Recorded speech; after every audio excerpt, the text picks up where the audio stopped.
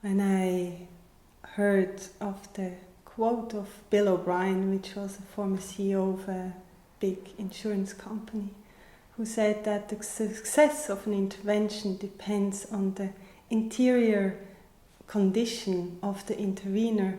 I really felt like, oh, thank you. There were words to what I felt was for already a long time my focus in work and life in general. Like how, from which place do we actually do what we do? How are we in the world?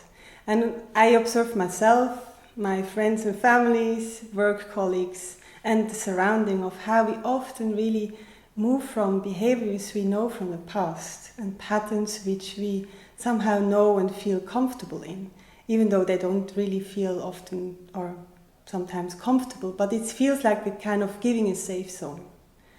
And looking deeper, it feels that it is often driven from feelings of fear, thoughts of judgment, feeling judged, judging others, and actually a feeling of being separated from the world and our surrounding. So for me, I'm really interested, and that touches also like how can we again move and be, and in that way also work and lead our projects, our teams, ourselves from another place where we feel we can create healthy environments, where the whole is kind of moving towards each other and is co-creating and co-evolving. And of course, there are many words describing this state of coming into an inner silence. And many worlds talk about it. A lot is talked in the meditation and spiritual practices, in the art and creativity, in contemporary leadership and organizational development. And presencing, I take the word from the theory U, from Otto Scharmer, who has done a lot of work around that, where he actually combines the word of presence and sensing. So it's the invitation to sense into the here and now. And what I like to offer and invite you to is like, how can we work in our daily work from another place where we actually are moving from the idea that in order to have a successful project, it actually depends on the state of awareness from where the people do what they do, and the state of consciousness in the whole system. So we could rather say actually the formula for successful projects is form follows consciousness. So it starts with shifting that inner place from where we are doing what we do and act and how we are. It's almost as if we are belonging to the story of the future than rather repeating the story of the past. And this state of presencing is a state of suspension, it's a threshold space, it's a space where we kind of move between the letting go and the letting come. It's a space of becoming silent, retreating, emptying.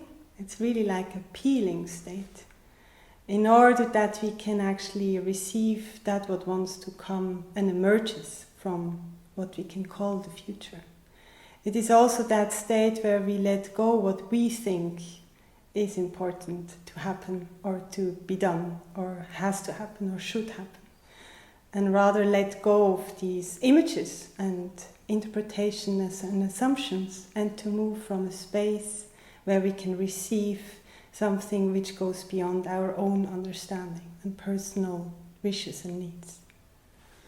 And Otto Scharmer described in the theory U a kind of movement to how we come into that space.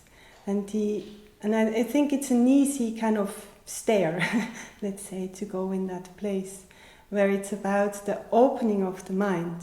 So where we suspend our behaviors and known attitudes and patterns, where we open the heart, which means we are able to see through other people's eyes or other situations' eyes, and kind of having an empathic way of looking in other ways than we are used to.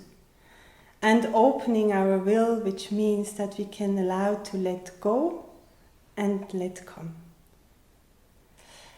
And this space is like a kind of widening our attention. It's almost like going on the peak of a mountain and you're looking around further than you have normally a view if you're in your settlement. And you can see the new realities kind of arriving at the horizon. So you're enlarging that field you're moving in. And it's a space of retreating, reflecting, and therefore being able to crystallize and actually embody step by step the new.